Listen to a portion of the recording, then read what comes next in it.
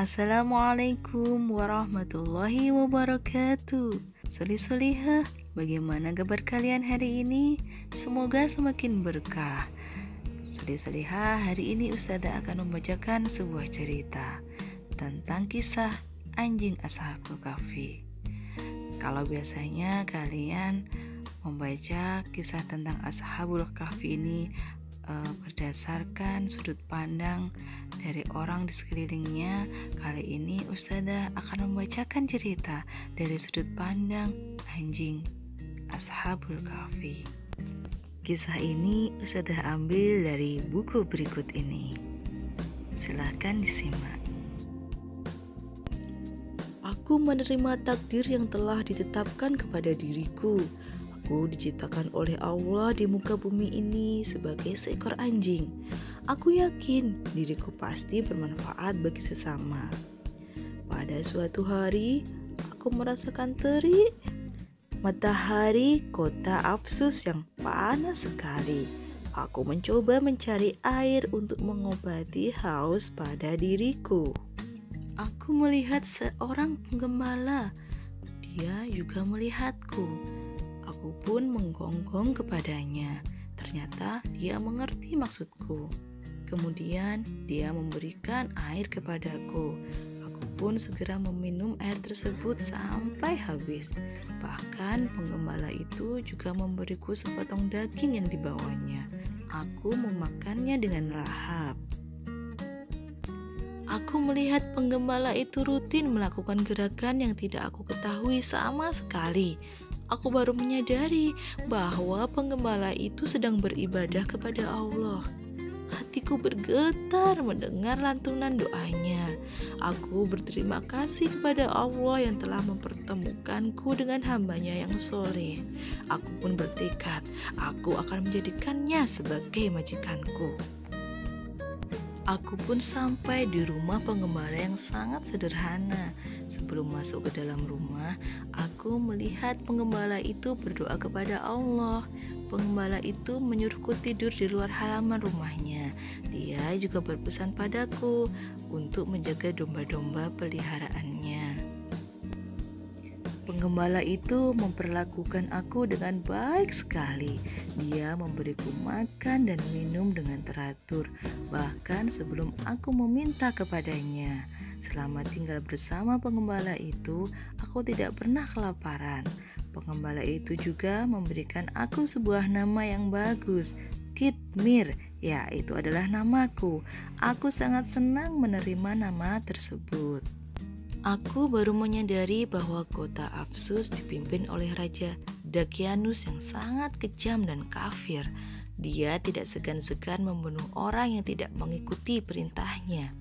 Raja Dakyanus memaksa seluruh rakyatnya untuk menyembah berhala-berhala yang terbuat dari batu. Dia menganggap berhala-berhala itu sebagai Tuhannya. Orang-orang yang beriman kepada Allah menyembunyikan keimanan mereka. Pada suatu malam, aku melihat dua orang menuju rumah majikanku. Aku pernah melihat kedua orang itu di kerajaan Dakyanus. Ternyata salah seorang di antara mereka adalah menteri di kerajaan Dakyanus. Aku memberitahukan kedatangan mereka dengan menggonggong.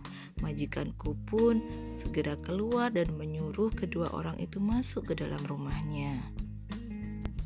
Tidak lama kemudian, aku melihat 4 orang yang mendatangi rumah majikanku.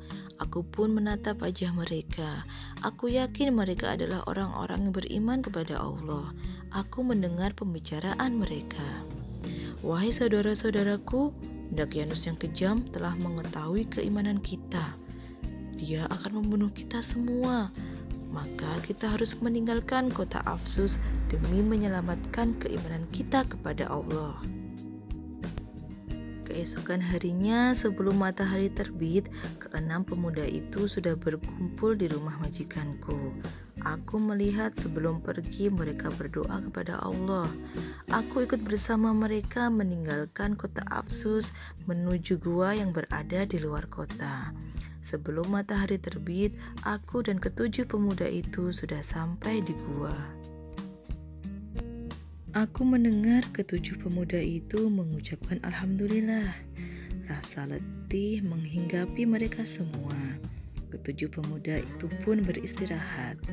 Tidak beberapa lama mereka semua tertidur. Aku berjaga-jaga di mulut gua. Aku merasakan kantuk yang menyerang diriku sehingga aku pun tertidur.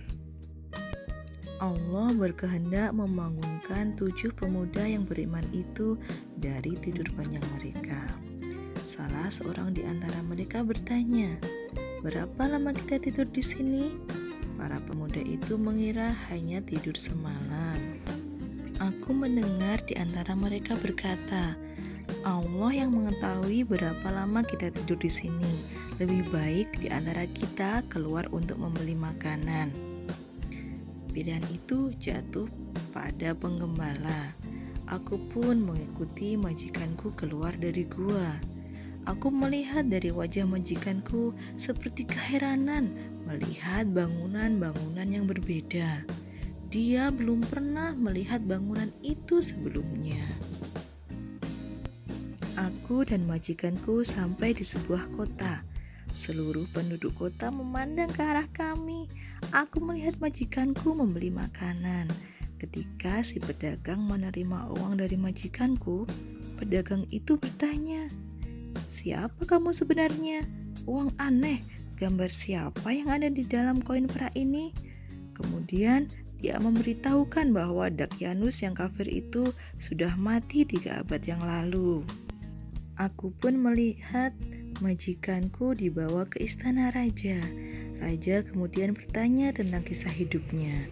Maka majikanku bercerita tentang pelariannya dan ke-6 sahabatnya dari Raja Dakyanus yang kafir dan kejam itu. Raja pun berkata, "Wahai pemuda solih, ketahuilah kamu dan sahabat-sahabatmu telah tidur selama 309 tahun. Dakyanus telah mati. Perkenankanlah aku bertemu dengan ke-6 orang sahabatmu." Begitu kata sang raja. Aku melihat majikanku mengajak raja itu ke gua persembunyian. Banyak rakyatnya yang juga ingin melihat 7 pemuda gua itu. Mereka ingin melihat kekuasaan Allah. Aku melihat para pemuda itu menangis. Aku yakin mereka telah merasakan nikmat iman yang telah diberikan Allah kepada mereka. Setelah raja dan mereka bercengkerama sesaat, ke-7 pemuda itu kemudian tertidur lagi. Kali ini mereka akan tidur selamanya dan mereka akan dibangunkan kembali pada hari pembalasan nanti. Begitulah kisahku. Kisah anjing Ashabul Kahfi. Semoga kalian bisa mengambil manfaatnya. Jagalah iman kalian dimanapun kalian berada, karena Allah senantiasa melindungi orang-orang yang beriman. Dan jangan pernah takut. Wassalamualaikum warahmatullahi wabarakatuh.